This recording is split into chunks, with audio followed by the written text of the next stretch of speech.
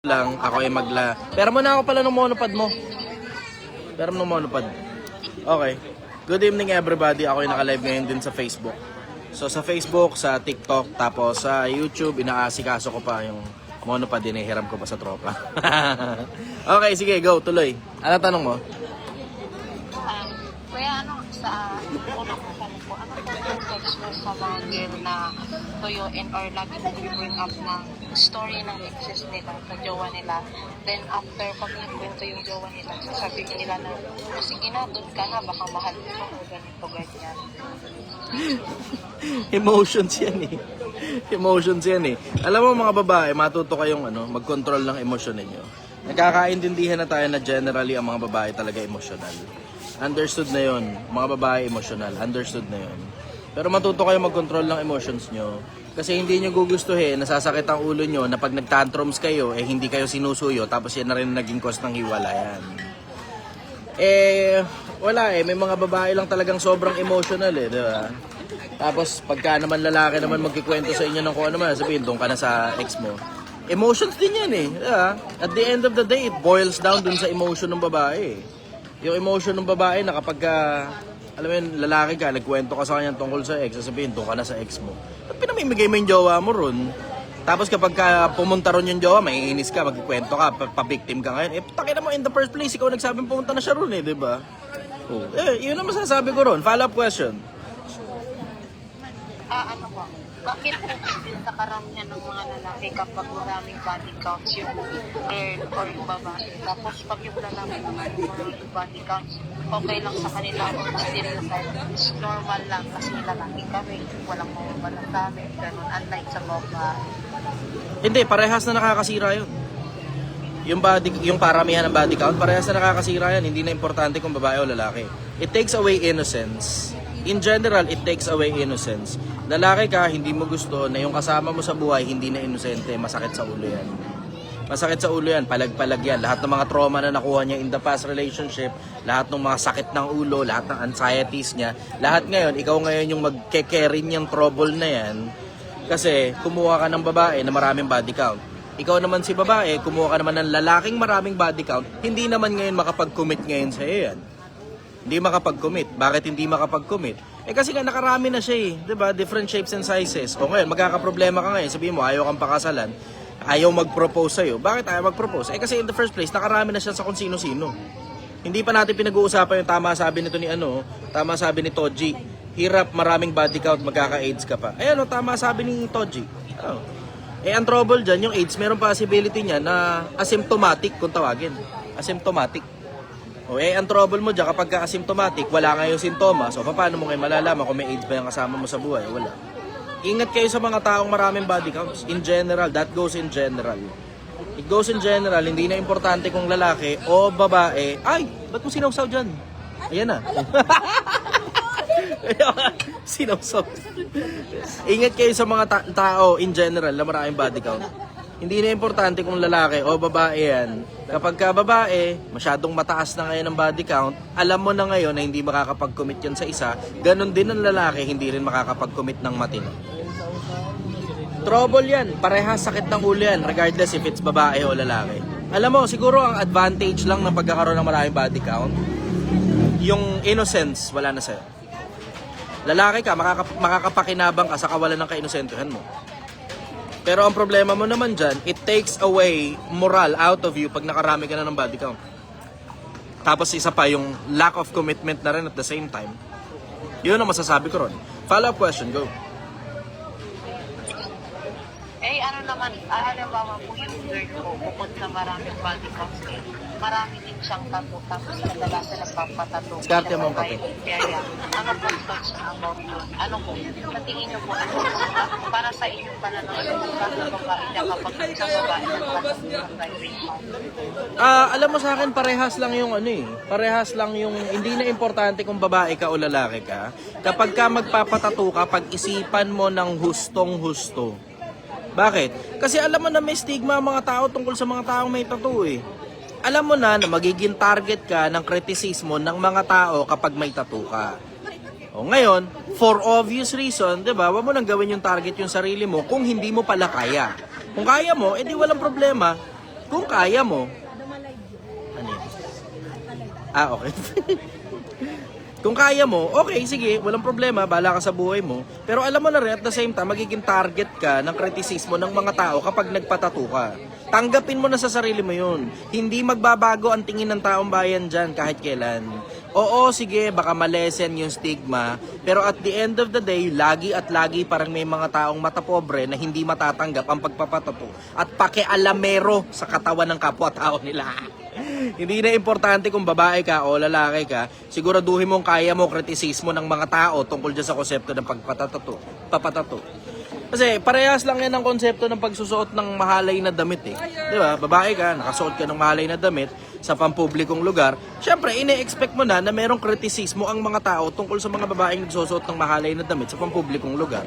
It doesn't matter of the location. Ang pinaka-bottom line nun, lagi at laging merong mga ganong klase ng tao. Ngayon, kung hindi mo pala kaya yung ganong kritisismo ng mga tao, edi wag ka magpatato. Simple. Ayun, follow-up question, go. Ano pong masasabi niyo sa mga LDR relationship na nagsisindan ng mga pics nila either sa lalaki or babae para masatisfy daw? Siguro kung mag-asawa, I think that's okay kung meron kang malaking tiwala sa asawa mo at kung katiwa-tiwala yung asawa mo. Kasi you have to understand the struggle na pwedeng may possibility na mag-leak yan. Lalo na pag naghiwalay kayo. Kasi ang daming nagme-message sa akin ng ganyan eh. Yung nudes daw nila na sinend nila doon sa jowa nila, ngayon ikinakalat na nung jowa nila dati kasi ex na ngayon. Isa sa mga trouble yan eh.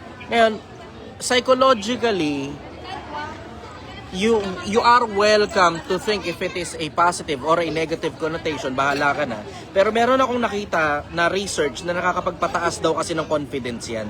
And I understand it. Pero, 'di ba, para tumaas ba yung confidence mo, kailangan mo ba talagang alam mo 'yon, i-open yung sarili mo sa possibility na baka kumalat yung nudes mo sa social media? Delikado masyado 'yan. Mga tao, ingatan ninyo ang sarili ninyo. Masyadong kupal ang lipunan. May mga tao na kapag hiwalay na kayo, burning bridges na sila. Tapos sa burning bridges na ginagawa nila, wala silang pakialam, self-destructing behavior na sila, na sinisira nila sarili nila, sisirain ka rin nila kasabay ng pagkasira nila sa sarili nila. Ingatan ninyo ang sarili ninyo. Di bali sana kung katulad ko na intellectual na klase ng tao na hindi ko gagawa ng paraan na masira ka bilang kapwa-tao ko. 'Di ba? Kasi in case lang na hindi nyo alam, oo, may mga nagsisend po sa akin ng ganun. May mga nagsisend sa akin ng nudes nila sa page ko mismo. Nag-PPM. Tapos nagsisend ng nudes. Syempre, for obvious reason, dahil influencer ako, hindi ko naman pwedeng kanain yun. Bakit? Syempre, malay ko ba, baka mamaya pain pala yan. 'Di ba?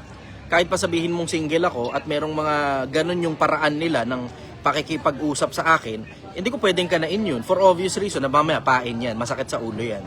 So ngayon, wala ngayon akong choice. Pag nag-send ng nudes, ang reply ko lang, salamat po sa pagmamahal at suporta. Oo, seryoso yun. Ganun lang talaga reply ko. Salamat sa pagmamahal at suporta. So wala akong gagawin dyan. Send ka sa akin ng ganyan, wala akong gagawin dyan. Hindi ko papatulan yan, sorry. Hindi ko papatulan yan. Hindi dahil hindi ako cheap, hindi ganun. Kundi nag-iingat ako sa sarili ko. Let's just put it that way. So, yun, overall, ang masasabi ko, ingatan ninyo ang sarili ninyo. Kasi yung pagsasend ng nudes, posibleng maging daan yan para magkaroon ka ng problema in the future kapag hindi ka tiwa-tiwala pala. Kasi dun sa panahon na okay kayo, ayos, everything is fine and well. Ang problema mo, kapag magkahiwalay na kayong dalawa, palagay mo ba iingatan ka pa rin niyang kaparehas ng pag-iingat niya sa'yo nung magkasama pa kayo? Ako, suggestion ko, ingatan mo na lang yung sarili mo. Huwag mong i-open yung sarili mo na magkaroon ka ng problema in the future na itinitiwala mo ang buhay mo at puri mo sa kamay ng ibang tao. Yun ang sagot ko ron. Follow-up question, sister. Ano pong masasabi niyo sa mga nanay na umiinom o nagbabar? Ang reason daw nila ay stress daw sila sa gawain or minsan daw gusto lang nila mag-liwan. Tapos may mga anak na kahit bata pa yung mga anak. Ganun. Wala akong nakikitang problema dun kung pagliliwaliw lang naman yun. Nagkakaproblema kasi talaga diretso sa intensyon eh. Kasi diretsahan, may mga babaeng talagang nagbabar talaga para magpakantot sa bar. Diretsahan. At oo, sige, hindi sila dun eksakto sa bar. Pero alam mo yun, pumunta sila ron sa bar para makapick up ng kung sino man. Hindi na importante kung lalaki o babae yung pipick upin nila. Diretsahan lang, may mga ganun talaga.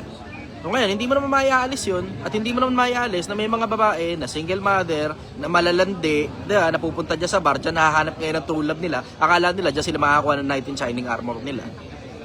Yung mga iba, okay, understood, may mga pumupunta dyan talaga sa bar, di ba? Para kasama nila yung mga tropa nila, tapos pare-pareha sila mga babae, o may mga kasama nila yung mga asawa nila. Wala akong nakikitang problema ron eh. Nagkakatalo yan sa intention ko, ano ba dahilan bakit pupunta ka sa bar? Pero for obvious reason, gaya nga rin nung tanong mo tungkol dun sa pagpapatato, meron kasing stigma dyan sa mga pumupunta ng bar. Ang general connotation sa mga pumupunta ng bar, kapag pumupunta ng bar para humanap ng kung sino man. Yun ang general connotation dyan. Yun ang masasabi ko ron.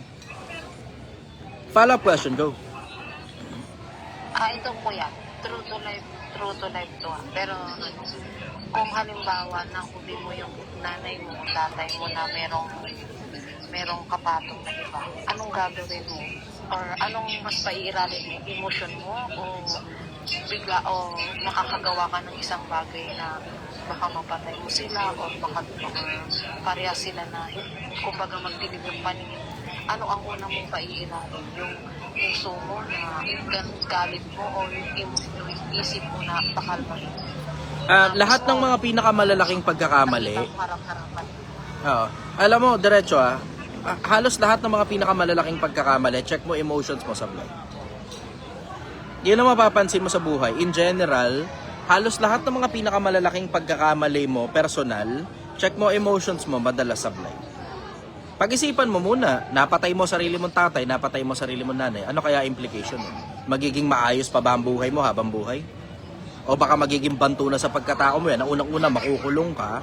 Pangalawa, magiging banto na yon sa isip mo habang buhay na dadalin mo sa konsyensya mo hanggang mamatay ka. Hindi mo gusto yung maging emotional sa lahat ng bagay. You try your best to be logical at all times. Pag-isipan mo muna kung ano gagawin mo. May nakita ka, ito, papaalala ko lang sa inyo, Pilipinas, hindi ikaw yung emosyon mo. Ay, dito yata yan, brother. Brother, dito yata. Kape yan? Okay, akin yan. Thank you very much. Dali, magkakape lang muna ako. Mabilis lang. Thank you very much. Uy, ang sarap. Ang ganda ng kape nila rito. Okay, so yun. Overall, masasabi ko, pag-isipan mo muna lahat ng gagawin mo bago mong pagawin. Kasi hindi mo gugustuhin na kumikilos ka sang-ayon sa emosyon. Pilipinas, may ituturo ako sa inyo. Meron ako ituturo sa inyo, Pilipinas.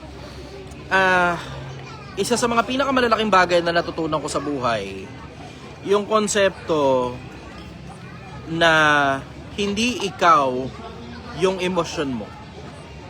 Hindi ikaw yung emosyon mo. Ano ibig sabihin? Hindi mo kailangan kumilos sang-ayon sa emosyon mo. Kung mataas ang emosyon, malaki ang tsansa na magkamali ka ng kilos mo. Pahupa ka muna ng emosyon. Pag-isipan mo muna yung ikikilos mo. Tapos tsaka ka kumilos kapag nakapag-isip ka na at hupa na emosyon. Kasi kung hindi nyo napapansin, halos lahat ng pinakamalalaking pagkakamali nyo sa buhay, sablay ang emosyon. Sablay. Yun ang sagot ko nun. Follow-up question, sister. Kung paulit-ulit mo na cheating kahit sobrang mahal mo ng tao, tatanggapin mo pa ba? Merong cause ang cheating. Check mo muna kung sulit pa ba, na maayos pa. Merong cause yan. Hanapin ninyo kung ano cause ng cheating. Merong cause yan. Merong pinanggagalingan yan. Maaaring hindi siya mahal na magulang niya nung panahon ng kabataan niya. Kaya naghahanap siya ng pagmamahal sa maraming tao sabay-sabay. O baka meron siyang sex addiction. O baka kung ano man. Hanapin ninyo kung ano cause niyan. Saan ang gagaling yan.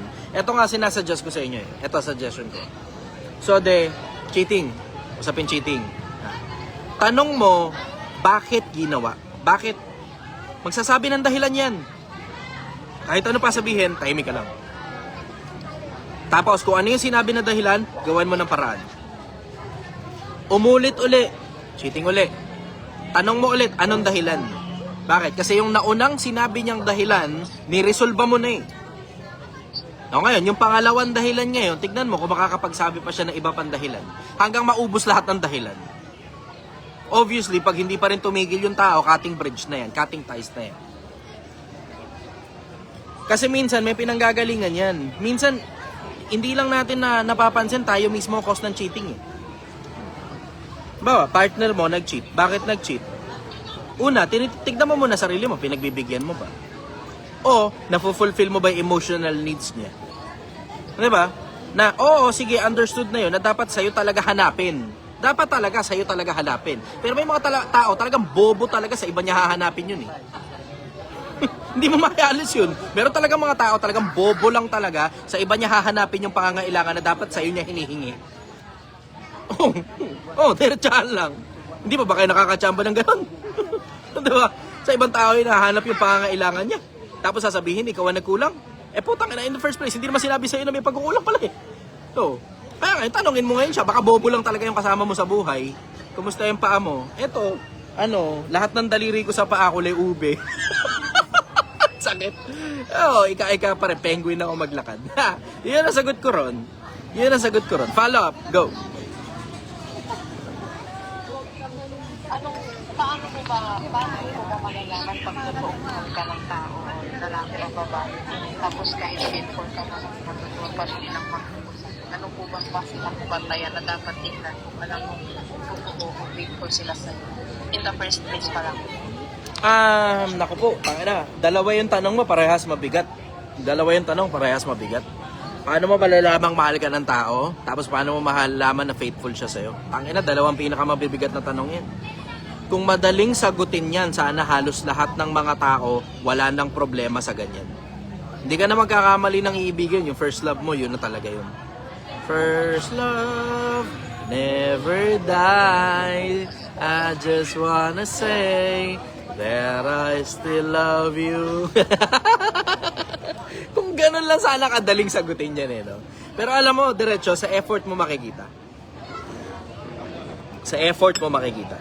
Ramdam mo naman yan eh. Bilang lalaki, bilang babae, may effort yung tao. Ramdam mo.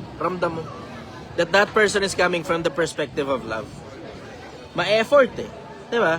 Yan sabihin mo, paano naman yun? May mga tao nag-e-effort, blah blah blah. Wag mo kasi munang ibigay yung bandera ng bataan. Kasi putang ina mo, talagang mag-e-effort talaga ng gusto yan para lang makapunta sa panty mo, leche ka. Para mababa panty mo, talagang mag-e-effort talaga ng gusto yan. Pero huwag mo nang bibigay kasi, papag-effortin mo muna ng matagal. Papagligawin mo muna ng matagal. Doon ngayon magkakaintindihan kung magtatagal ba siya o pang-umpisa lang pala. Yun ang sikreto. O ngayon, tanong mo, paano malalaman kung faithful? Ako diretso, trabahuhin mo na lang maging faithful siya sa'yo. Paano mo gagawin yun? Una, dapat may effort ka. Pangalawa, dapat siya papag-effortin mo. Hindi pwedeng ikaw lang ang trabaho, leche. Iba tanga eh. Tanga na kung pagsilbihan nila yung asawa nila, akala mo, puta, Diyos na eh. Tanga eh. Papag-effortin mo kasi. Pauwi ng bahay, pasalubong. Uncle John's, chicken. Pasalubong, Jollibee spaghetti. Pasalubong, peach mango pie. Papag-effortin mo kasi. There's something called Benjamin Franklin effect. Yung konsepto ng Benjamin Franklin effect, habang pinag-e-effort mo ang tao, lalong napapamahal sa'yo ang tao. Benjamin Franklin effect. Hindi nyo napapansin yung mga lolo-lola, napapamahal ng husto sa mga apo kahit tarantado na yung mga apo, hindi nila maitakwil. Bakit? Kasi yung mga apo, nagpapa-effort sa mga lolo at lola ng husto kahit hindi sinasadya ng mga apo, kahit hindi rin sinasadya ng mga lolo at mga lola. Effort. Yun ngayon yung magpapasigurado na faithful sa'yo yung kasama mo sa buhay. Pag pinag-e-effort mo ng husto. Pero balansehin mo rin at the same time, it takes two to tango. Yun.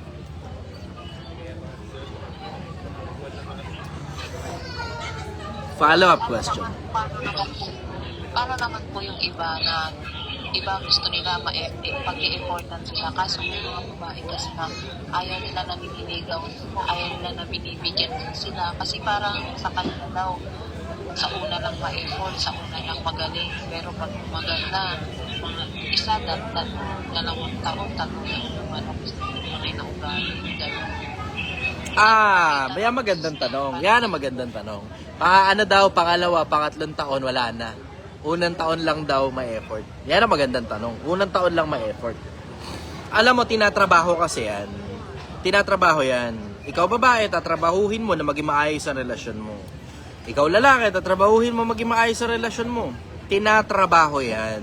At oo, may mga lalaki talaga na sa umpisa lang magaling.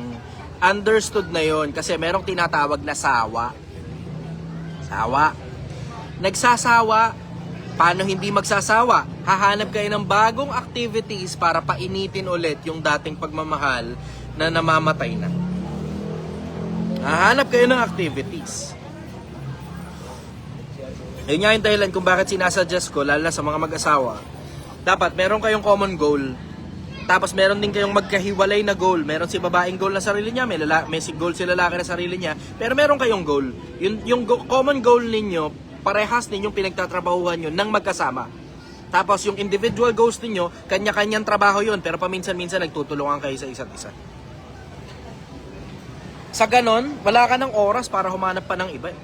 Sa ganon, wala ka ng oras na humanap ng iba. Sa ganon din, at the same time, pag nararating nyo yung common goals ninyong dalawa, mapapansin ninyo, mas umiinit yung pagmamahal.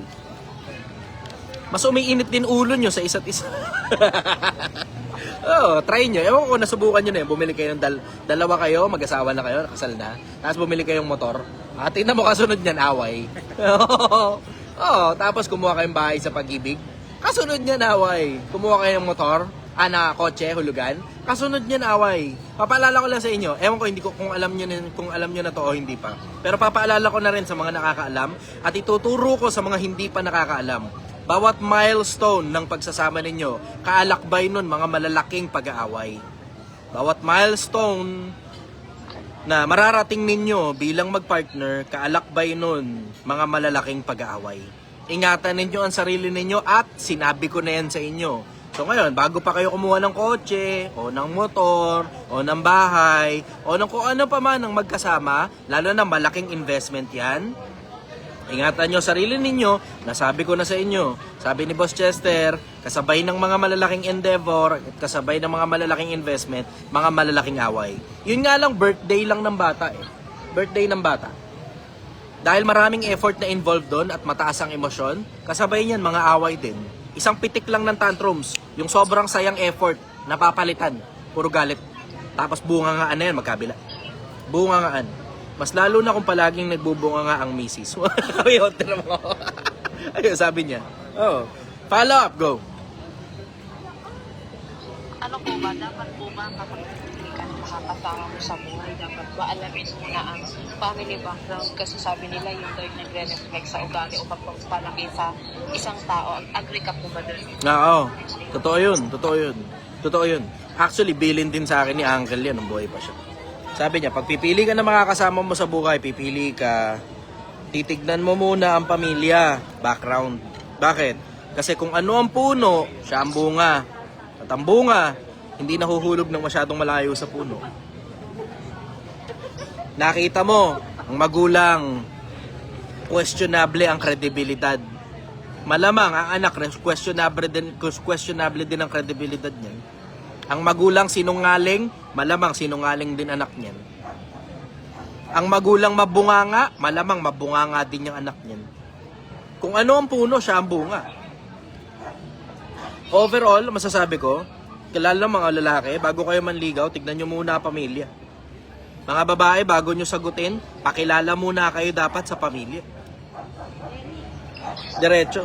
Oo, sige, pwede mong sabihin na bla bla, hindi ba masyadong mabilis yung papakilala ka agad sa pamilya? Tangina, yun lang ang para masigurado mong walang diferensya sa utak yung putang inang kasama mo. Kasi minsan wala kang malay. Yung factory defect, lumalabas yan paglipas ng 2-3 taon. Tapos, turns out, puta, yung magulang pala niya ganun din. Tinago lang sa'yo ng mahabang panahon, nagkukunyari lang pala. Ingatan nyo ang sarili ninyo. Kasi masyadong masalimuot itong mundo na ginagalawan natin. Masyadong maraming sirang tao. Masyadong maraming sirang tao sa panahon natin. Sobrang daming sirang tao sa panahon natin. Alam mo, highly unlikely na ngayon na magkaroon ka ng makakasama sa buhay na magtatagal kayo. Kasi sobrang common ngayon. Sobrang common ngayon ang hiwalayan. Kasi ang dali-dali nang humanap ng makakapalit. Ang dali-daling humanap ng makakapalit. Nakakatuwa to. May tao sa biranda. Ay, wala na. Umalis na. Sakto umalis. Ang ganda-ganda rito. Tignan niyo itong vegan. Oh. Napakaganda rito. Hello, everybody. Hello, brother. Diyan ka pala sa gilid. Hello. Okay. Follow-up question, go.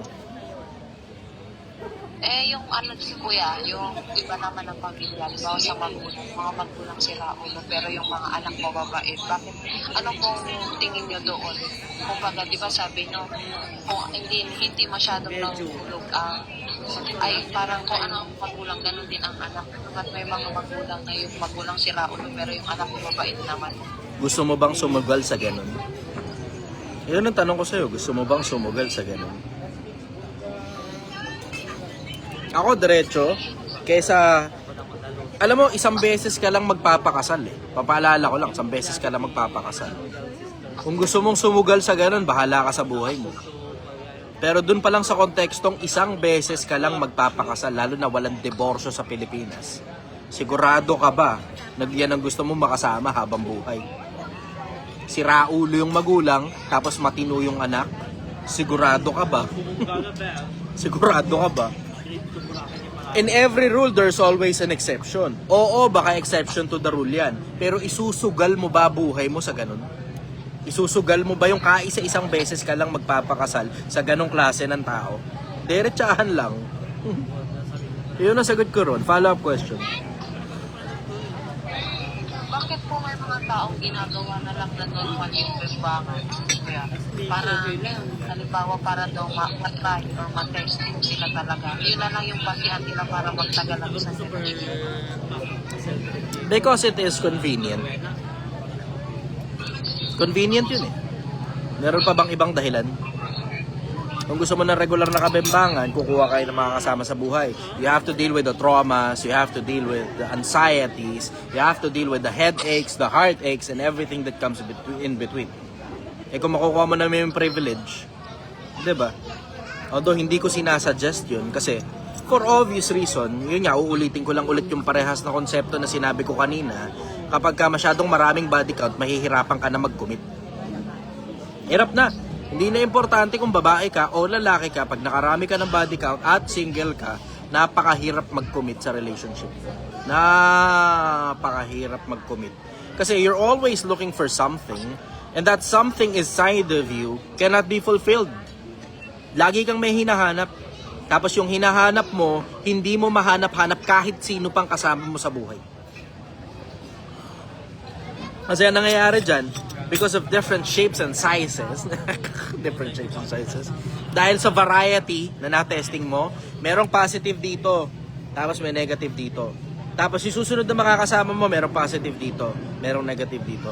Susunod na makakasama mo, may positive dito, merong negative dito. So, ang nangyari ngayon, gusto mong kunin lahat ng positive nung lahat ng yon, nang hindi mo na kinukuha yung negativity nung bawat isa. Eto, trouble mo. Ang trouble mo ngayon, hindi ka makakakuha ng isang pirasong tao na walang negative sa kanya. Walang ganun. Isang pirasong tao, lahat na lang ng buhay niya ayos, walang diferensya kahit kapraso. Walang diferensya utak, lahat ng parte ng utak niya ayos. Mahirapan kung wala kang makikitang ganun. Wala kang makikitang ganun. Napaka-perfectong tao. Gaya nga ng sabi ni Job nung mga panahon na sinusubok siya. Sabi nung asawa niya, magtatapat ka ba sa Panginoon? Mamamatay ka na. Ang sabi ni Job, nagsasalita kang gaya ng haling na babae. Tayo bagay tatanggap ng mabuti sa Panginoon at hindi tayo tatanggap ng masama.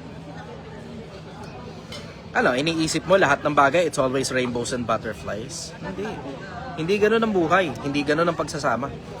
Sabi nga nung kanta ni Maroon 5, it's not always rainbows and butterflies, it's compromise that moves us along. Oh, diba? It's not always rainbows and butterflies, it's compromise that moves us along. May mga hindi pagkakaunawaan, you can agree to disagree. Pwede yun. We can still move forward with life harmoniously even if we are disagreeing on certain topics.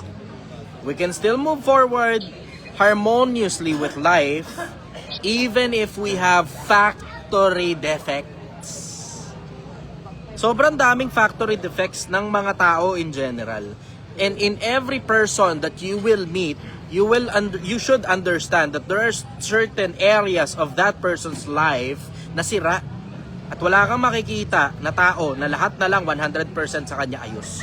Yun ang isa sa mga pinaka-problema ng mga taong nakakarami na ng body count. Naghahanap sila ng 100% ayos. Wala kang makikitang ganun. Wala kang makikitang ganun. Yan ang sagot ko ron. Follow up, go. Ako kuya, payuhan mo nga po.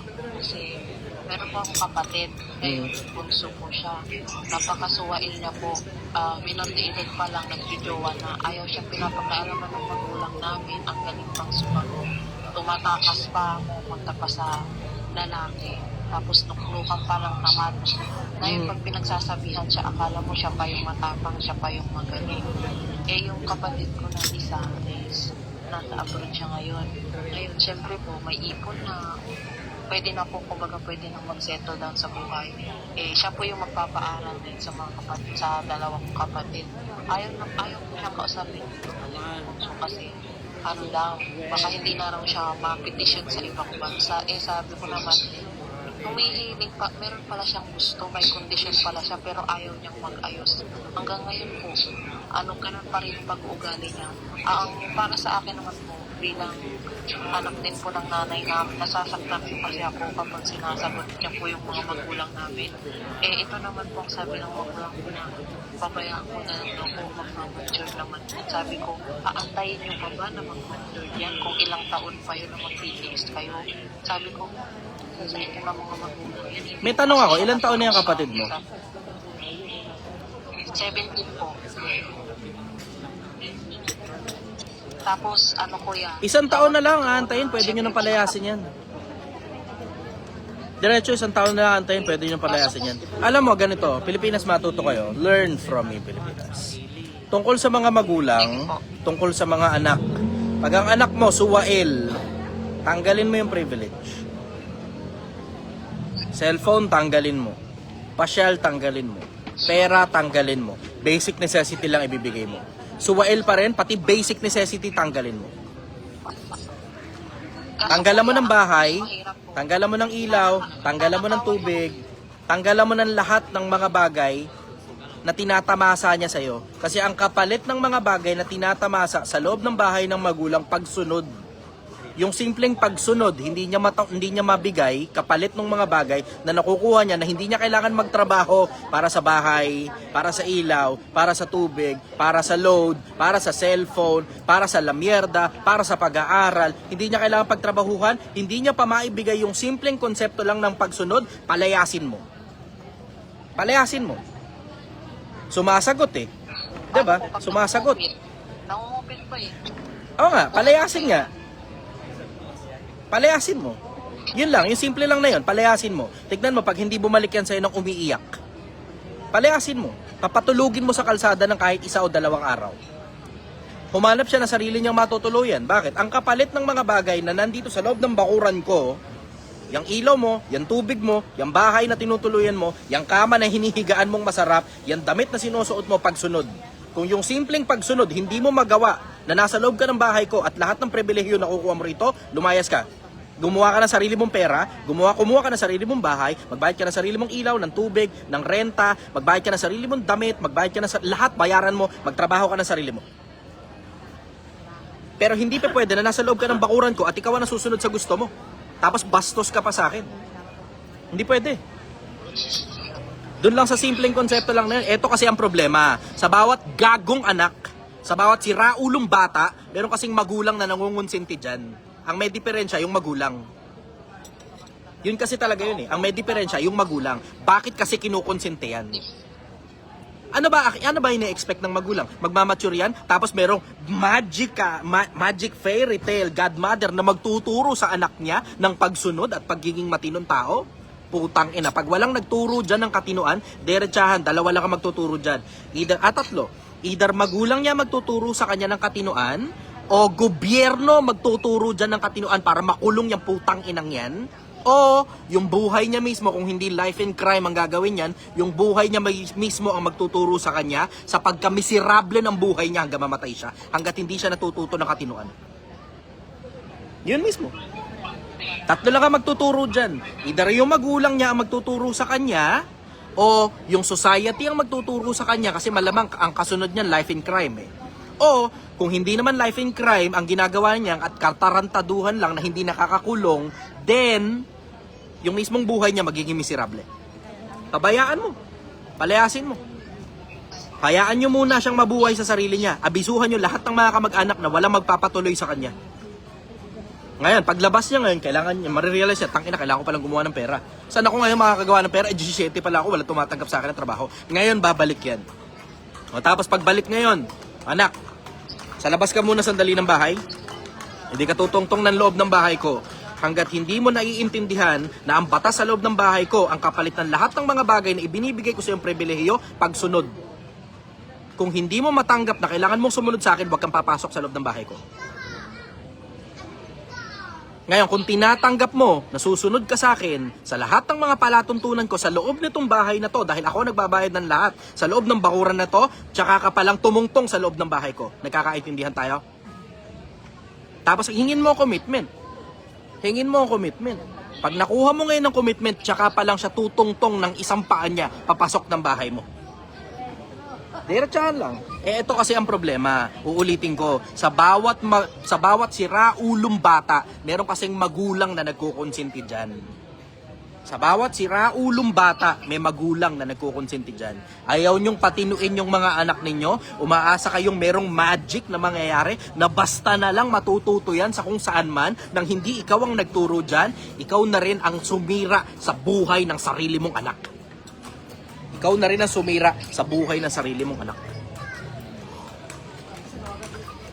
Tapos, magugulat ka na lang, bukas makalawa, nakakulong na anak mo. Tapos maaawa ka, nakakaawa naman, labas natin sa kulungan.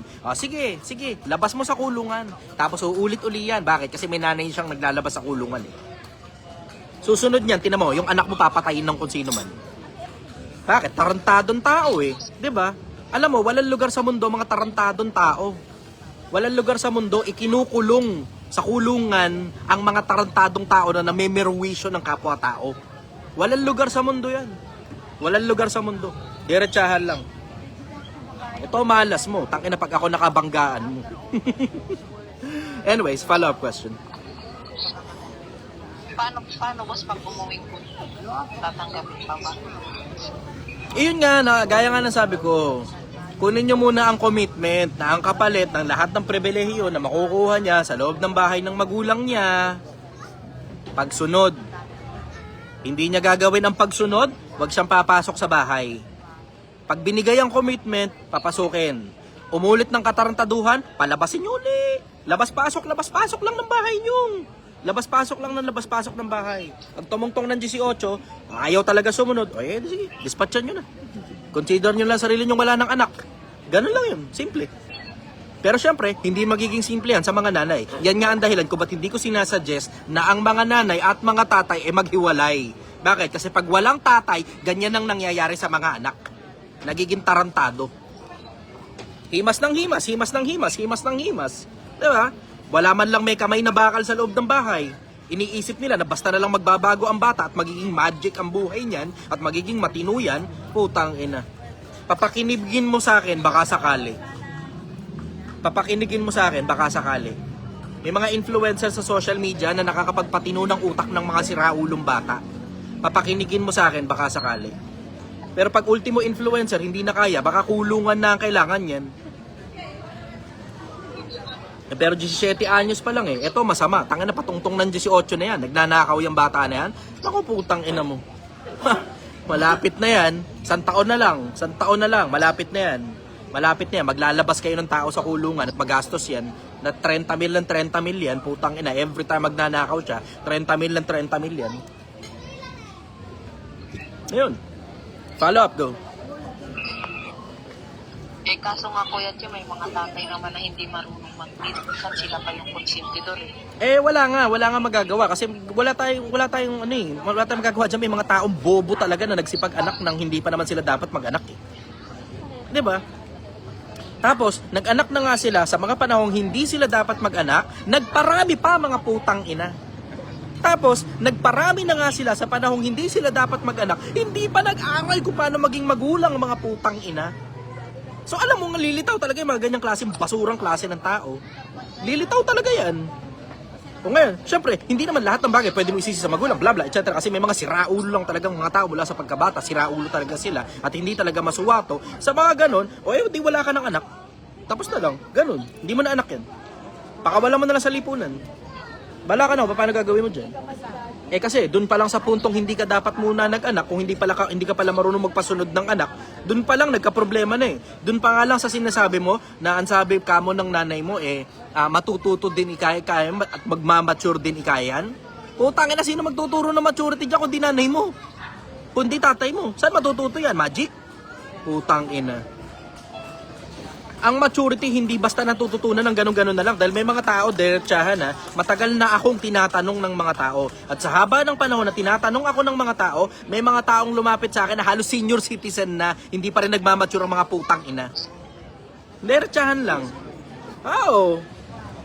May mga lumalapit sa akin, senior citizen na yung iba. Tang ina, ano daw bang gagawin nila sa apo nila? Kasi ganito, ganyan. Sabi ko nga kung ano puno siya, bunga. Oo nga, ganun nga kasi yung ginawa ko sa anak ko eh. O ngayon, tignan mo, napasa mula sa magulang mo, papunta sa iyo, papunta sa anak mo, ngayon yung apo mo parehas ng ugali isang grupo kayo. Puro ulupong. 'Di ba? Bakit nagkakaganyan? Kasi nga uulitin ko lang, may mga tao kasi na hindi pa dapat nag-aanak. Kasi nga hindi nila alam kung ano ginagawa nila dito sa mundo. Pero nagpaparami pa ng lahi ang mga putang ina. Para mga daga. Ang kinadiretsahan lang. Para mga daga. Kaya gumugulo society eh. Kasi may mga taong hindi pa dapat mag-anak, nag-aanak na. Alam mo, gusto ko nga maglabas ng ganyang Gusto ko maglabas ng ganyang libro. Paano ba maging tao? Insights ko lang naman yun eh. Sarili kong opinion kung paano ba maging tao. General principles lang na, putang ina mo, bago ka mag-anak, magtrabaho ka muna. Dapat mas magaling kang gumawa ng pera kaysa gumawa ng bata. Diba? Basic. Lalo na kung nasa major cities ka pa, hindi bala sana kung nasa probinsyahin ka, kahit pa paano ang society dun matitino. Okay lang kahit di ka masyadong magaling gumawa ng pera, magsasaka ka, pero yung nakapaligid naman ng mga tao sa'yo, matitinong klase ng mga tao, ayos lang, walang problema. Hindi sira ang ulo ng mga tao sa paligid ng anak mo, matututo ngayon ng kagandahang asal yung anak mo kahit mahirap lang kayo. Pero nasa syudad ka, na putang ina kalawat kanan dito ang kaliwaan, kalawat kanan dito ang kantutan ng kung sino-sino, tang ina, tas hindi ka marunong gumawa ng bata, ulul, putang ina mo lahat dito. Ultimo tawag ito? Ultimo malunggay may bayad sa Metro Manila. Putang ina ka. Ultimo malunggay may bayad. Yung mga basic principles ba ng pagiging tao, gusto ko ilabas yan eh. Pagtsatsagaan ko nga yan. At tsagain ko yan. Siguro mga in 5 years, ganun, bago ako mamatay, baka mailabas ko na yan. Yun, follow-up question. Bakit po may mga tao o nagkaka-anxiety kapag halimbawa po namatayan sila ng magulang, kaanak, at minsan iniwan sila ng jowa nila ngayon. Ano po? Kasi doon nila inaangkla buhay nila eh. Alam mo Pilipinas, ingatan ninyo ang sarili ninyo sa pag-aangkla ninyo ng buhay nyo sa ibang tao. Huwag kayo masyadong nagbibigay ng sobrang tinding emosyon sa ibang tao. Dahan-dahan lang. Kahit pa sabihin mong magulang mo yan, sobrang tinding emosyon nilagay mo sa magulang mo. Mali na gawain ng magulang mo, kinukonsenti mo pa rin. Jowa mo, mali na gawain, kinukonsenti mo pa rin. Tindi ng emosyon na inilagay mo dyan. 'Di ba? Tingnan mo, pag nilayasan ka niyan o namatay yan, tapos ka. Gaya ng sabi ni Solomon, ingatan mo ang puso sapagkat dinadaluyan ng buhay. In everything you do, guard your heart. Ingatan mo ang puso sapagkat dinadaluyan ng buhay. Mahalin mo muna yung sarili mo bago ka magmahal na ibang tao. Yung iba, tangina, inuna nila ibang tao, mahal na mahal. Tignan mo, pag nawala sa'yo yung tao na yan, sakit na sakit ka rin. Durug na durug ka, wasak na wasak ka. Bakit? Pinagkamahal-mahal mo ng sobra eh. Hindi ka nagtira ng para sa sarili mo. Diba? Nakasulat sa Biblia, ibigin mo ang iyong kapwa gaya ng pag-ibig mo sa iyong sarili. Bigin mo ang iyong kapwa gaya ng pag-ibig mo sa iyong sarili. Yung pag-ibig mo sa sarili mo, ang paggagayahan mo lang ng pag-ibig mo sa ibang tao. Hindi mo uunahin ng ibang tao, tapos sarili mo delayed na. Meron nga, alam mo, nalulungkot nga ako ron eh. Kanina, merong lumapit sa akin na isang matanda. 62 years old na siya. Pumunta siya dun sa, syempre di ko napapangalanan. Kasi mabuting tao naman yung matanda na yun. Hindi niya nga lang talaga alam kung ano ginagawa niya sa buhay niya for 62 long years. Hindi niya alam kung ano ginagawa niya sa buhay niya. So ngayon, itong matanda na to na pumunta dun kay ate kung saan ako nakikituloy. Problema niya yung mga apo niya. Kasi nag-aaral naman, pumapasok sa eskwelahan, I will say. Pumapasok sa eskwelahan. 20 anyos, 19, at saka merong isa pa, nakalimutan ko na edad ng isa. Pero 3 yung apo niya. Yung 3 apo niya na yun, galing sa isang babae lang, na anak niyang babae. Tapos yung anak niyang babae na yun, nag-abroad. Tapos yung anak na, yung lalaki naman na manugang niya, nandito sa Pilipinas. So yung babae nangangatulong sa ibang bansa. Tapos yung lalaki naman, construction worker dito sa Pilipinas. So ngayon, dahil may trabaho yung dalawa, hindi ngayon mabantayan yung mga bata. Pinakikisuyo sa kanya. Sa mahabang panahon, siya nagbabantay doon sa dalawa. Ang nanay naman, bomba lang ng bomba ng pera. Uy, syempre, alam mo yun, that's probably good. Maganda siguro yun. Ito ang problema. Nag-high school yung mga bata. Tapos, hindi ko ngayon alam kung kolehiyo na, basta ang alam ko nag-high school yung mga bata. Tapos, hindi naglilinis ng bahay. Tapos, cellphone maghapon. Tapos hindi nagliligpit ng pinagkainan, tambak dun sa sink yung pinagkainan. Tapos ang CR nanlilimahid. Yun ang kwento niya, yung matanda. Tapos inis na inis itong matanda na to. Tapos yung nanay, bigay na nga ng bigay ng pera galing sa pinagkatulungan niya dun sa abroad. Kulang pa rin. Tapos bigay din ng bigay ng pera yung lola. Lahat na lang ng pera binigay ng lola dun sa mga apo. Tapos ngayon, at 62 years old, after 62 long years, hindi niya pa rin alam kung ano gagawin niya sa sarili niyang buhay, sa anak niya, at saka sa apo niya. Tapos hanggang ngayon, 62 na siya, wala pa rin siyang ipon ni piso. Wala pa rin siyang ipon. So punta siya sa akin kanina, tapos nakipagkwentuhan. Sabi ko sa kanya, nanay, yun pong mga apo ninyo, hindi niyo po trabaho yan. Trabaho ng nanay at saka tatay nila yan. Ibigay nyo sa kanila. Ngayon sabihin, hindi kasi nagtatrabaho, walang kakago. Problema nila yan. Pero tingnan mo, isipin mo na 62 years old ka na. Hindi mo alam kung anong pwedeng mangyari. Pwedeng ma-stroke ka, pwedeng ma-heart attack ka, pwedeng kahit na ano pwedeng mangyari sa'yo dahil 62 ka na eh. Although malakas pa naman siya. Alam mo yung, she looks like she's going to last for 80, probably, baka 90 years old. Malakas siya. Pero hindi mo masasabi ang buhay. Yun nga lang, puta, 62 ka na yun. Naglalakad ka lang, nadulas ka sa kapirasong tain eh. Sorry, kumakain pala yung mga tao. Tapos, di ba, napakalibalakang mo. Di ba? Kailangan mo ngayong mailabas ka sa ospital. Saan ka ngayon kukuha ng pera panlabas sa'yo sa ospital? Ni piso, wala ka ipon. Tapos wala siya SSS. Wala siya nakukuha ang pensyon galing sa gobyerno. Tinanong ko, may pensyon ka ba? Wala raw. Di ba, ang trabaho niya ngayon, nakakatulong siya. Tapos ang sweldo, 8,000 kada buwan. Pero wala pa rin siya naiipon, binibigay pa rin sa apo yung pera. Sabi ko, Nay, kailangan mong pagandaan yung sarili mo. Kasi nasira mo na nga yung sarili mong buhay sa pag-aanak nang hindi ka pa dapat mag-anak. Tapos yung anak mo ngayon, hindi mo napalaki ng maayos. Kaya ngayon, nagkaroon ka ng mga apo na katulad mo rin, hindi rin maayos. Ano ngayon ang kailangan mong gawin? Ang kailangan mong gawin, ikaw muna, paayusin mo muna ang sarili mo. Para pag nakita ka ng anak mo na nasa abroad, nakandito ka sa Pilipinas at nakakaipon ka, kahit pa paano mahihimasmasan yung anak mo, mag-ipon din siya para sa sarili niya. Tapos mapapanood nyo ngayon ng mga apo mo. Si Lola nga umalago yung buhay, tingnan mo ngayon nakabili na ng motor. Si Lola nga umalago yung buhay. Hindi man siya nakabili ng bahay, pero nakakaupa na siya ng maayos na bahay kasi meron siyang maliit na tindahan dun sa bahay. Di ba? Alam mo, kung ano ang puno, siya ang bunga. Kung ano ang puno, siya ang bunga. At ang bunga, hindi nahuhulog ng masyadong malayo sa puno. Ano ngayon ang ibig sabihin? Kung gusto mong maging maayos ang buhay ng mga anak mo, nanay, kung gusto mong maging maayos ang buhay ng mga anak mo, tatay, ayusin mo muna ang buhay mo. Tapos kokopyahin ka ngayon ng mga anak mo. Pag hindi ka kinopya ng mga anak mo, later on, mahihimasmasan yung mga yan pag ikaw umaalagwa na, tapos sila mukhang tanga. Yun ang sagot ko ron. Follow-up question, go.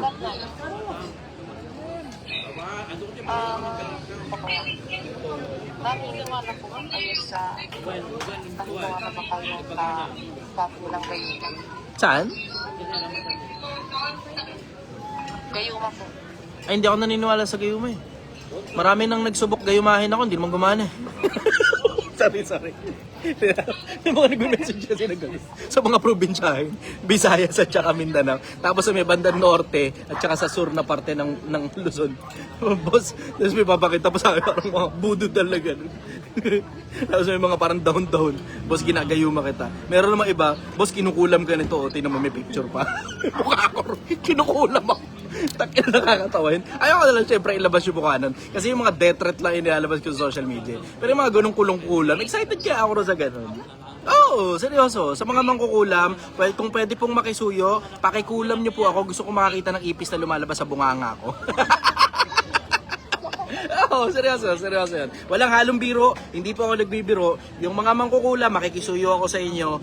Pakikulam nyo po ako. Gusto ko makakita ng ipis na lumalabas sa bunganga ko. Gusto ko makakita ng mga parang, anong tawag ito?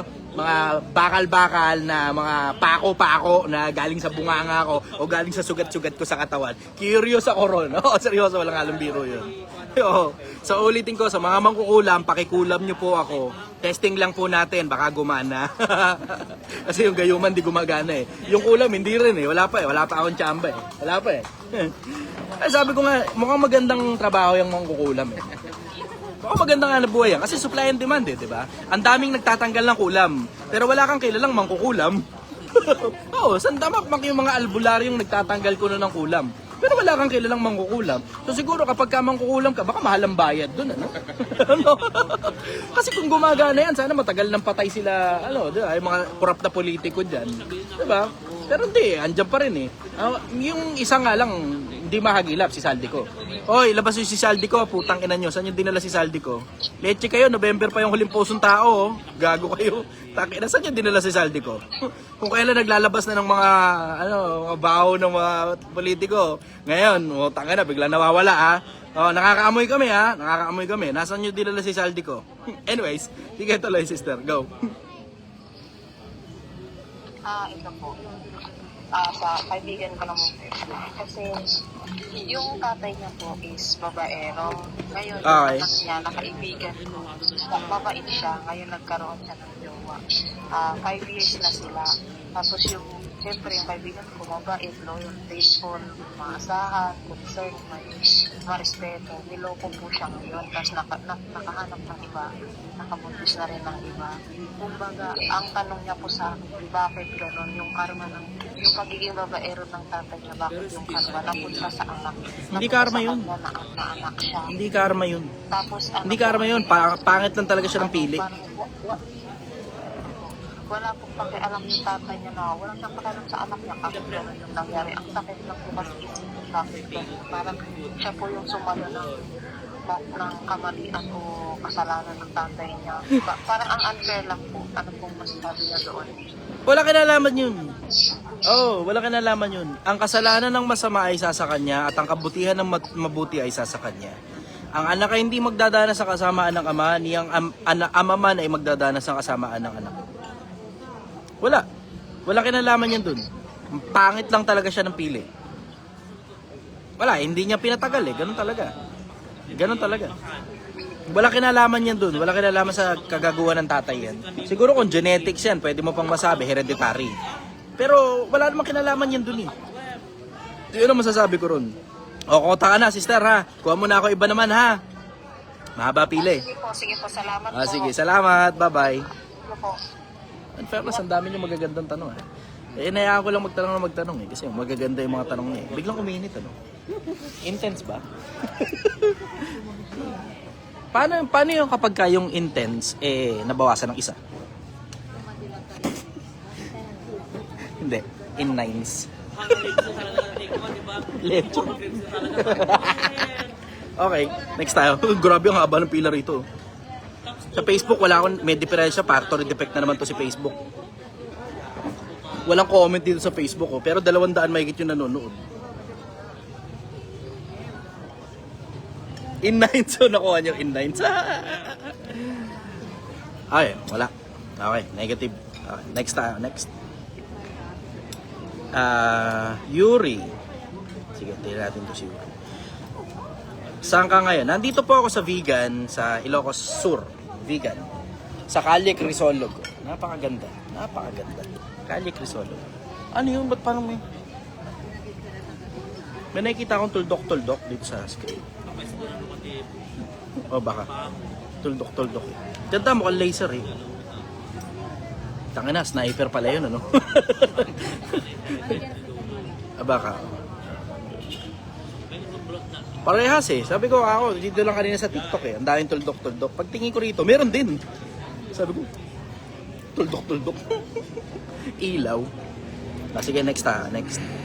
Ano masasabi nyo sa issue ni Makagago at ni FLM? Sinusubaybayan ko yun. Nanonood ko yun. Doon ako kay Makagago. Sorry FLM ha. Doon ako kay Makagago. Ang dami kasi nga ang dami kasi nungalingan natin ni FLM eh. Yeah. Yung bahay niya daw yung ganito, bahay niya yung ganito. Lahat na lang ituro niya, bahay niya. Lahat na lang ituro niya, kotse niya. Wala, Makagago ko dyan. Sorry ha. Hindi talaga ako fan ng kasinungalingan. Hindi talaga. Hindi ako fan ng kasinungalingan. Sa akin, mas fan pa rin ako ng konsepto na magsabi ka ng totoo, tapos galingan mo na lang yung pagtatahi mo ng salita para matanggap ng mga tao kahit gaano pa kasakit o kahit gaano ka pakahirap sabihin yung totoo. Sabihin mo na lang yung totoo. Mas katanggap-tanggap yun. Hindi ka man matanggap ng lahat ng mga tao, at least hindi ka tinitignan ng mga tao na sinungaling. Doon ako believe kay Makagago. Kasi lahat ng baho niya, nilabas niya. Much like me. Ako diretso lahat na lang ng baho ko niya, labas ko na lang. Wala man akong pakialam, dahil wala namang monetization to eh. Pero kanina, ito, kwento ko lang sa inyo. Yung Facebook ko, yung Angmang Lalakbay, naprobahan yung monetization yata. Hindi pa ako sigurado pero meron ako nakitang check dun sa monetization. Kanina ko lang nakita, tapos meron dong option para i-set up daw. Sabi ko, bago lang yung page na yun eh.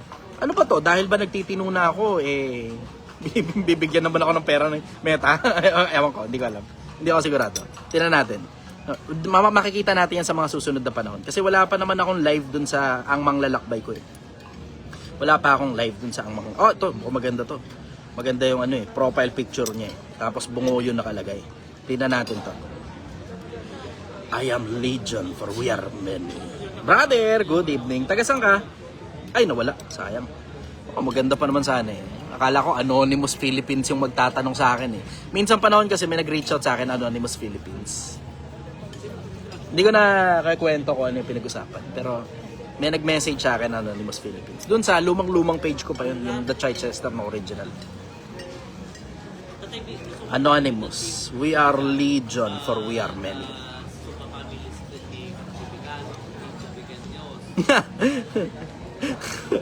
Sabi, nahiya daw. Huwag ka na maiya, brother. Puta naman. Ganda-ganda profile picture mo. Hello, good evening, sister. Taga saan ka? Sit lang po kasi mag-duty na ako na 9 p.m. eh. Sige. Tinong ko lang yung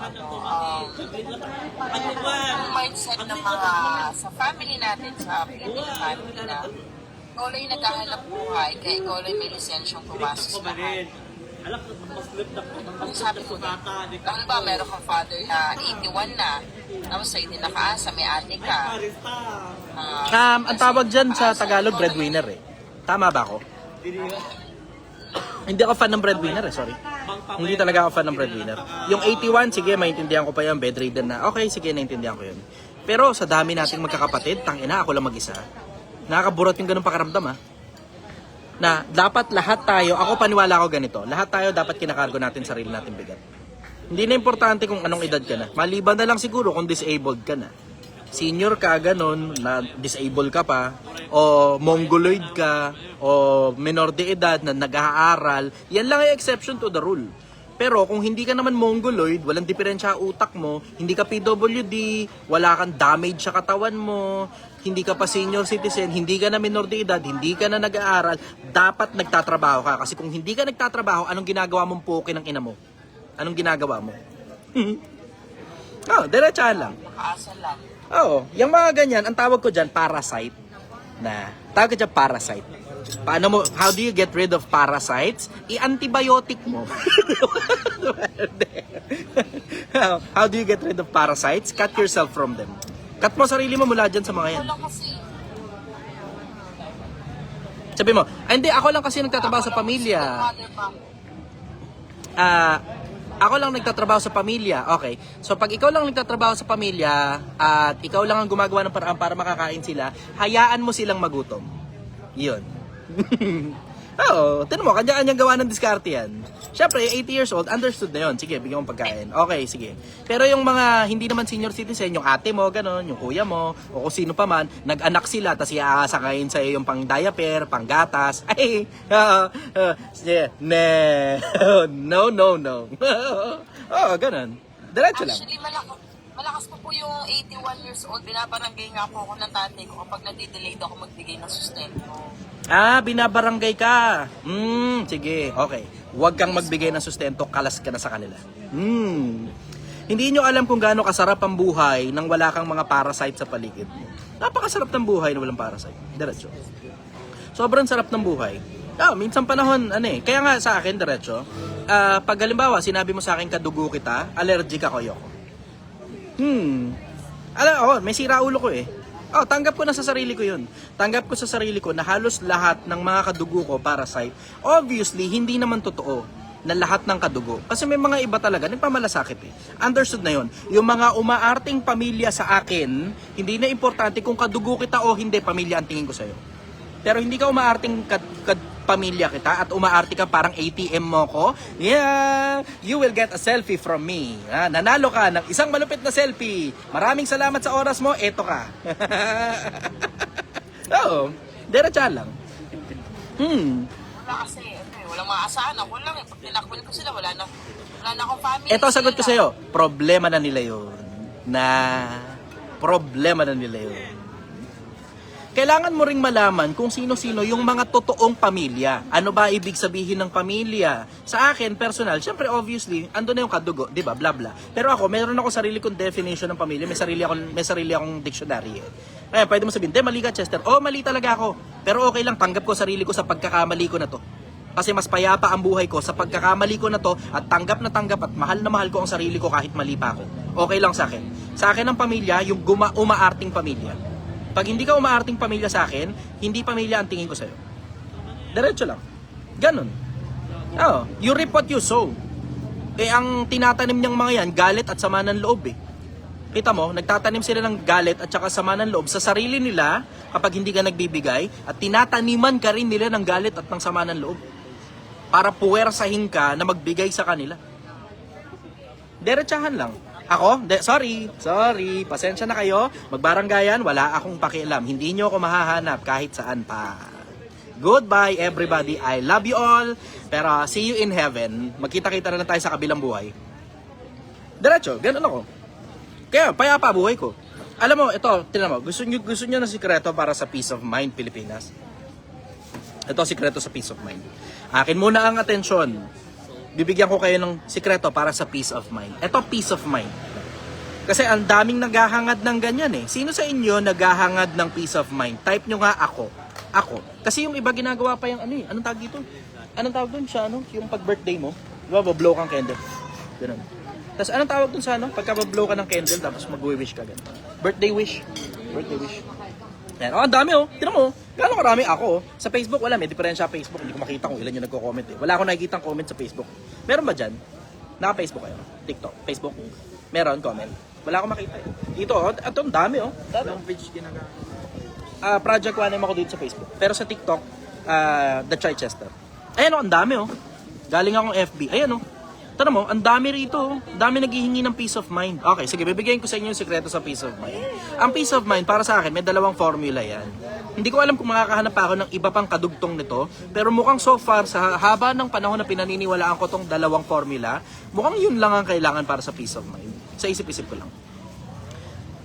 Gago naman to. Sabi ni Jeff, pengin jowa, quiz. Ako nga walang jowa, sa akin ka pa nang hingi, papyo ka talaga. Lupong ka. Okay, so eto, una, lahat ng problema mo resolbahin mo. Lahat ng problema mo. Tapos bilisan mo sa pagresolba ng problema kasi pag mabagal ka, pag babagal-bagal ka, magkakapatong-patong sa'yo problema. Ayan, ang dami, ang dami ng comment sa FB. So, dalawa. Una, yung problema mo, bilisan mo pagresolba. Kasi pag babagal-bagal ka, nagkakapatong-patong yan. Pera, bilisan mo paggawa ng pera. Yung, ba, ilaw, tubig, renta, may problema ka ron, bilisan mo pag utang sa kung sino man, bilisan mo. Bilisan mo. Uutang ka, uutang ka na rin lang naman, wala kang trabaho ngayon. So umutang ka na, bilisan mo na pang utang para mabayaran mo na kagad. Tapos magtrabaho ka na kagad para may pambayad ka kagad sa utang mo. Bilisan mo. Huwag kang babagal-bagal. So una, lahat ng problema mo, resolbahin mo. Lahat, bilisan mo, tapusin mo na kagad para hindi nagkakapatong-patong at hindi ka nalulunod. Una yan. Etong pangalawa, ito talaga yung isa sa pinakamalalaking sikreto sa peace of mind. Ito yung pinakamalaking sikreto sa peace of mind. Halos lahat tayong mga Pilipino, resolbado natin halos lahat ng problema natin. So itong unang parte na to, nagagawa natin to, regular, normal na yan. Pero itong pangalawa na to, ito talagang yung nakaka-fuck up talaga sa atin na talaga sumasakit talaga ulo natin pare-parehas. Itong pangalawa, wag mong problemahin yung hindi mo naman obligasyon. Yung problema ng iba, pabayaan mo sa kanila. Tapos pag pinipilit nilang ipakargo sa'yo, yung obligasyon nila, eto, bigay mo. Simple. Ganon ka simple. So wala ka nga magiging problema kasi lahat ng problema mo nireresolba mo. Tapos lahat ng hindi mo obligasyon, wag mong karguhin. Bakit? Dahil dun sa simpleng konsepto na ang mga tao gago. Ang mga tao siraulo. Kung meron din namang re-resolba ng problema natin para sa atin, papakargo natin sa kanila lahat ng problema natin. Eto problema mo. Kinargo mo yung hindi mo naman obligasyon. Lolo mo yan eh. Hindi mo tatay yan. Sige kung tatay mo, maintindihan pa kita. Pero may anak yan. May kapatid yan. Pakargo mo sa kanila, hindi mo problema yan. Pag namatay yung tatay mo, tsaka mo palang problema lolo mo. Ikaw na ngayon ang nearest of kin. Pero may tatay yan, may anak yan eh. May mga kapatid yan, pakargo mo sa kanila.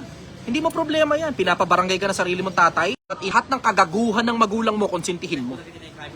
Wala rin nakasulat sa Biblia na sustentuhan mo magulang mo. Mana pa, kakontra nun ang nakasulat. Ang nakasulat sa Biblia, yung mga magulang ang may obligasyon na magpamana sa mga anak nila. Narito, ako'y handang pumaryan sa inyo at ako'y hindi magiging pasanin sa inyo sapagkat hindi nararapat na ipagtipon ng mga anak ang mga magulang, kundi ang nararapat ipagtipon ng mga magulang ang mga anak. So ang may obligasyon pala na magpamana mga magulang papunta sa anak, hindi mula sa anak papunta sa magulang. Tamo? Tamo? 'Di ba? Kaya reiterated throughout the Bible yan eh. Yung bagong tipan, yun ang sinasabi. Yung lumang tipan, ganun din ang sinasabi. Ang sabi ni Solomon, ang mabuting tao ay naghahanda para sa anak ng kanyang anak. Tama? Hanggang sa apo may pamana. Ano ngayon na nangyari? Ano nangyari? Sige, sabihin na nating utang na loob. Utang na loob. At sabi ni isa, mahalin mo magulang mo. Kasama ba sa pagmamahal na lahat na lang ng pera mo, ibigay mo sa magulang mo? Utang ina naman. Diba? Diretsahan, pagka ganyang klase magulang, ayaw mo na mamatay sa gutom. Magagalit lang kayo sa akin. Magagalit lang kayo sa akin. Pero obviously, hindi naman namamatay sa gutom ang mga Pilipino.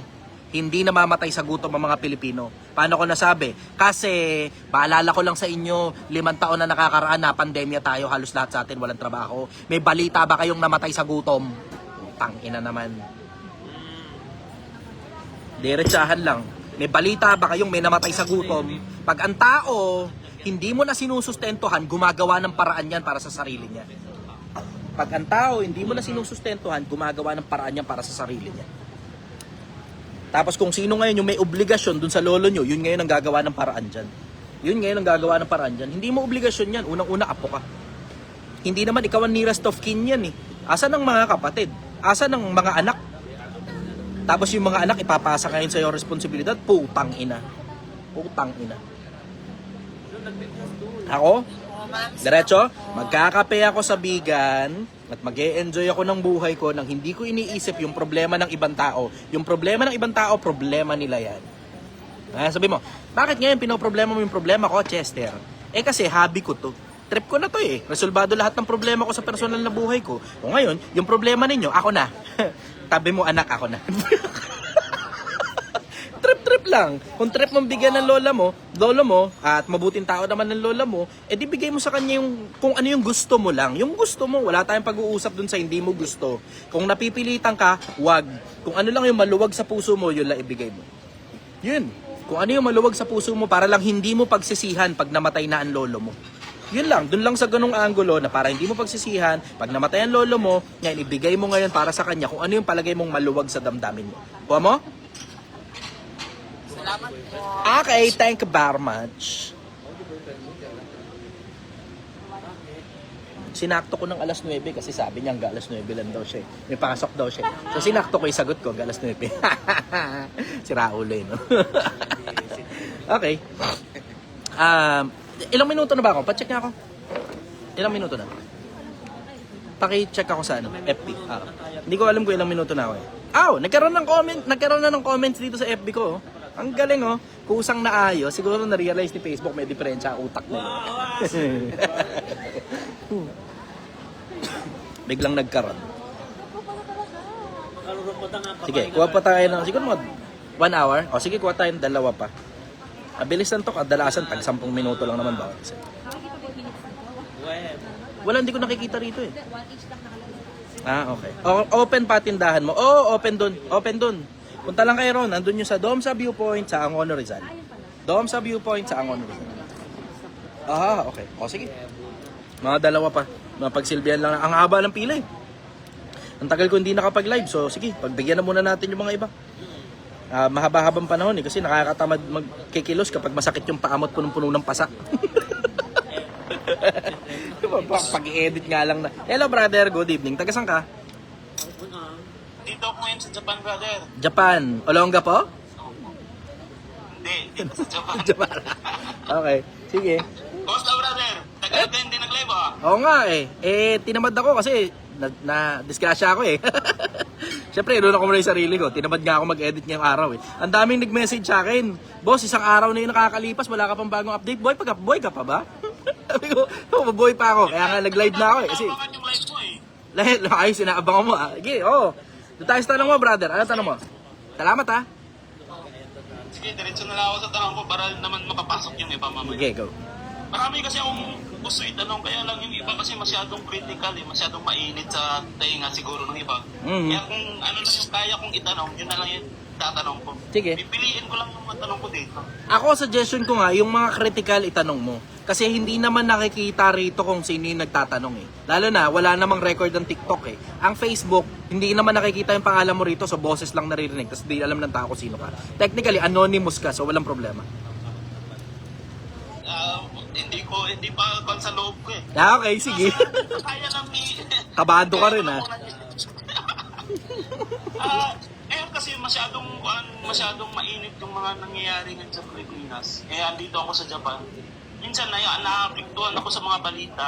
Lalo na yung minsan kasi yung pagiging Bakit? Nagtatago ka rin ba palang si Saldi ko? Joke lang. hindi naman. Okay. Hindi naman. Sige.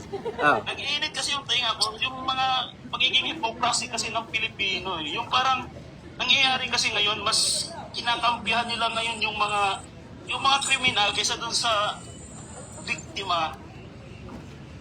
Anong point of view mo sa mga ganong nangyayari ngayon sa Pilipinas? I think it's just a game. Ginawang bayani yung mga kriminal kaysa dun sa kailangang bigyan ng importansya yung mga biktima. I think it's just a game. Ako tingin ko naglalaro lang sila. Tapos yung laro seryoso. Paano ko nasabi? Kasi nakadepende yan sa kung sino yung nakaupo.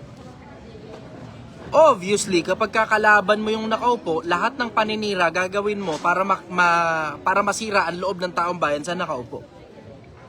Tapos pag sila naman yung nakaupo, yung kalaban nila na bumaba, ganun din ang gagawin sa kanila. It's just a game, brother. It's just a game. Naiintindihan ko yung ganun laro. And it's nothing personal. Nagiging personalan lang yan dun sa eksaktong panahon kung kailan nakaupo yung kalaban mo. Tapos pagbaba ng kalaban mo at ikaw hindi naupo at yung kalaban mo tapos nang maupo, bati-bati na uli sila. Hindi nyo pa ba naman napapansin yan? Oo, hindi nyo pa napapansin yan. Pero yung mga dating presidente, mga lumang presidente, nagkikita-kita yung mga yan. Nagkikita-kita ang mga lumang presidente. No, sige, yung isa na personal, 'di ba? Dinala sa ibang bansa yung dating presidente. Tingnan mo, hindi ngayon kagandahan ng amoy sa kanya. 'Di ba? Ikaw talaga mababacklash nun. Bakit?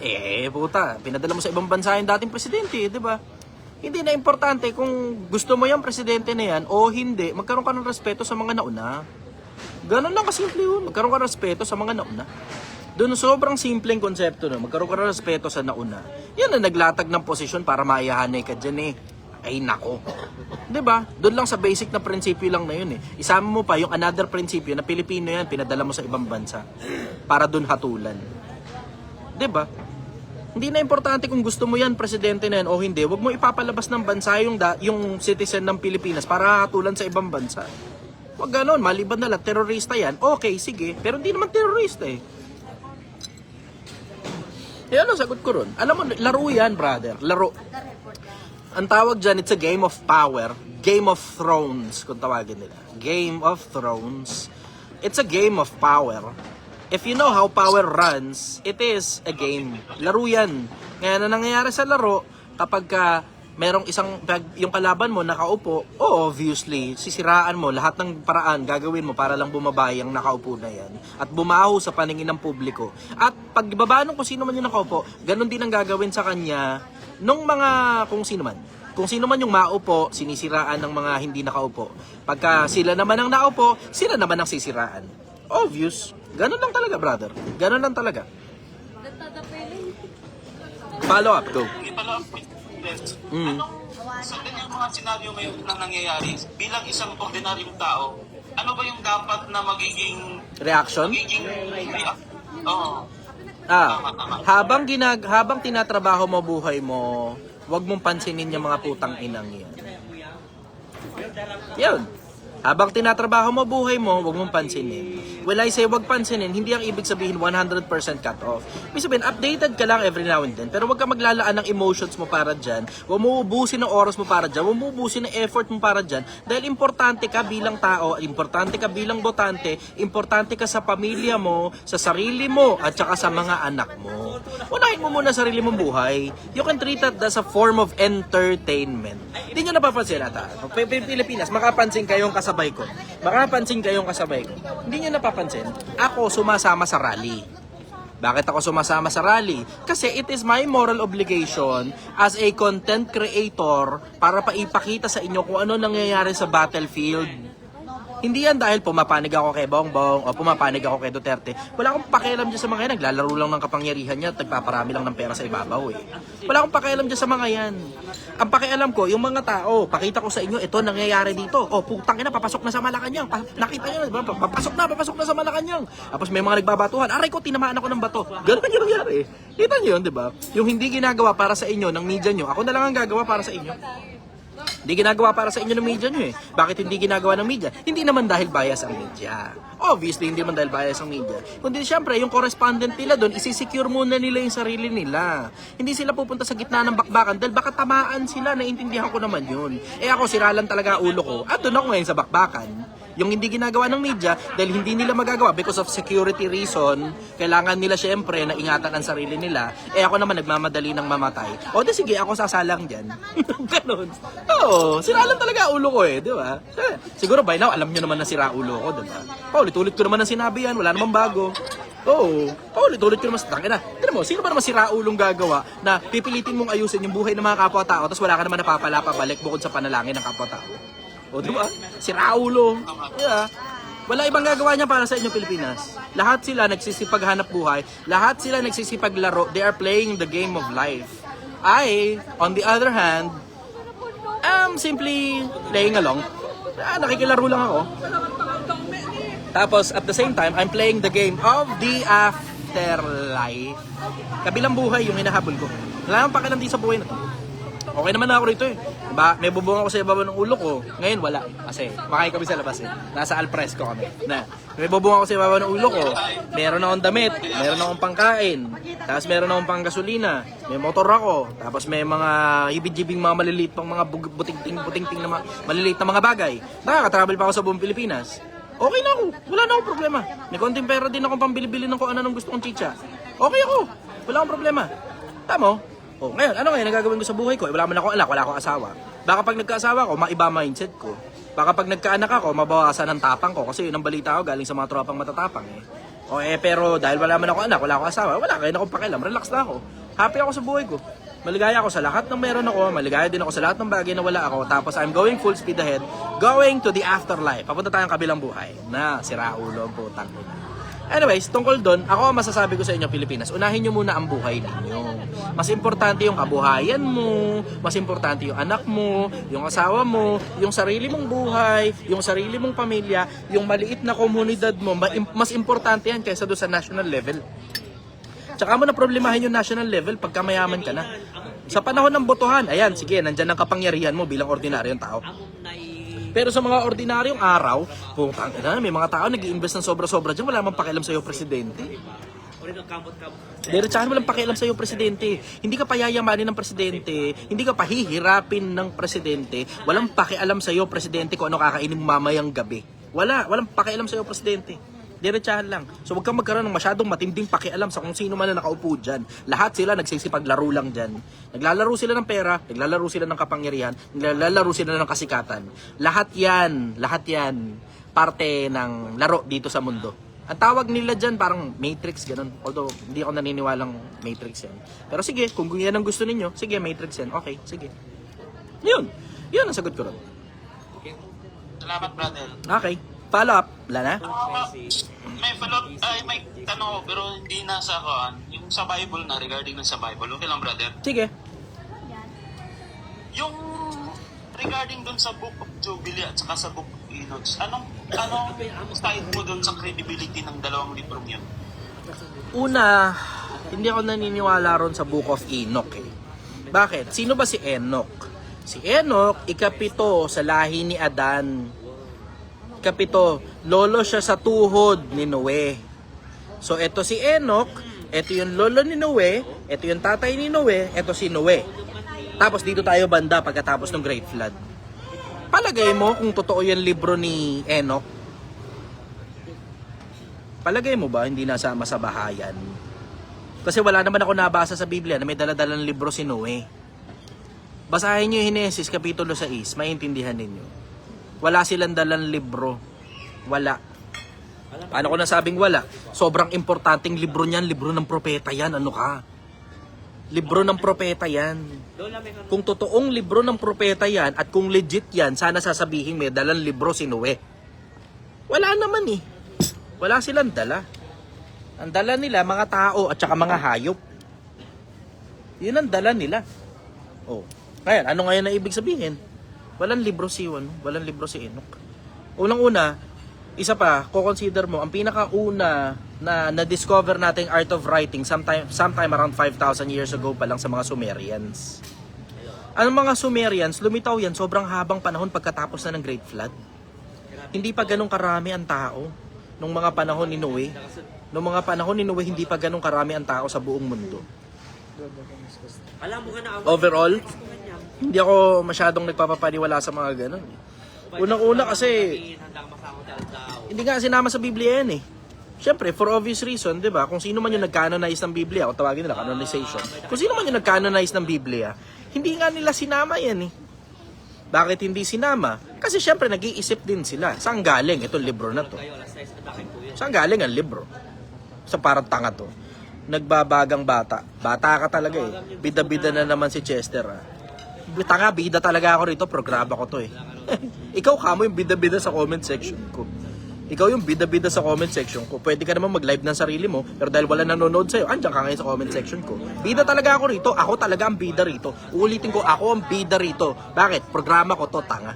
Tanga ng putang inang bobong bata. Pukin ang ina mo.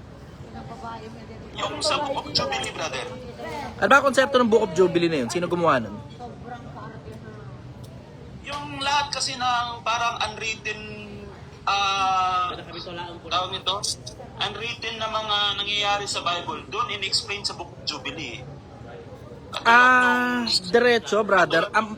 Laging duda ako dyan sa mga konsepto ng unwritten sa Bible. Laging duda ako dyan sa mga unwritten sa Bible.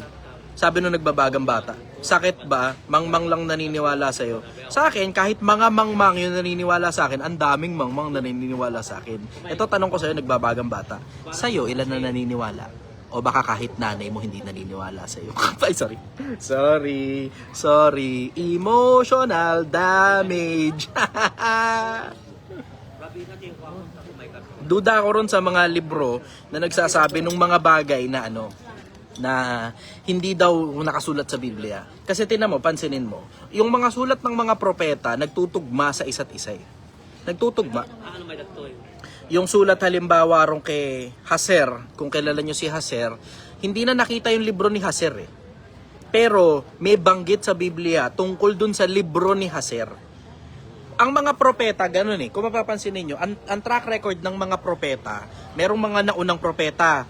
Yung mga naunang propeta, isinusulat ng mga susunod na propeta. Yung mga bagay na sinabi ng mga naunang propeta. Tapos, isinusunod lang. Ay, sorry po. Sige po. Okay. Sige po. So, yun. Going back sa pinag-uusapan natin. Sunod-sunod lang yun. So, merong naunang propeta, susunod, tapos sunod, tapos sunod, tapos sunod. Tapos mababasa mo yung mga sinulat ng mga nauna dun sa mga susunod. Pag hindi mo nabasa dun sa susunod, yung mga nauna, hindi, mas malamang na hindi legit yun. Kuha? Kuha, brother. Ito last question na lang to, brother, para na lang din sa iba. Yeah. Sa Book of Revelation, brother, may nakalagay doon na in the last days, may dalawang witness na papatayin na ipapakita sa sanlibutan. Naniniwala ka ba na possible na si Moses at Elijah yun o kaya si Elijah at saka si Enoch yun? Hindi. Si Enoch hindi siya pinatay. Yung dalawang saksi na yun, pinatay yun. Doon lang sa angulo na yun, tignan mo yung angulo na yun. Yung dalawang saksi na yun, pinatay. Si Enoch di naman pinatay, kinuha siya para hindi siya mapatay. Kuha mo? Yun na mismo yung sagot dun. Okay na? Pero yun nga sinasabi, brother, babalik daw, ibabalik. Yung parang ganun, kasi yun yung hindi ko maintindihan eh. Paano ibabalik? Diba? Kasi nakalagay doon na dalawang propeta yun eh. Dalawang propeta na papatayin sa end of times sa Book of Revelation. Hindi. Pinatay yun. Tapos yung mga katawan nila nandun sa gitna ng bayan. Oo, yun. Yun. Pinatay, tapos yung mga katawan nasa gitna ng bayan. Tapos nabuhay uli. Hindi yun literal na mga tao, brother. Dalawang saksi yun, hindi literal na tao yun. Unang-una, yung mga katawan nila nasa gitna ng bayan, tapos tinitignan ng mga tao. Kung totoong tao yun, brother, mabubulok yun. Kung totoong tao yun at totoong katawan yan, mabubulok yan. Kuha mo? Hindi yun literal, brother. Sa statement na yun sa Book of Revelation. Hindi ko alam. Sino ko? Ang sasagot ko sa'yo, hindi ko alam. Bakit hindi ko alam? Kasi delikadong mag-interpreta.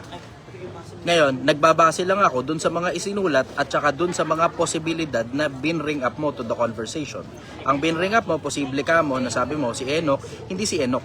Bakit? Kasi si Enoch hindi naman pinatay eh. Pero yung dalawa na yun, pinatay yun eh. Tapos yung mga katawan nila nasa gitna ng bayan. So kung nasa gitna ng bayan, obviously, oxygenation will take place.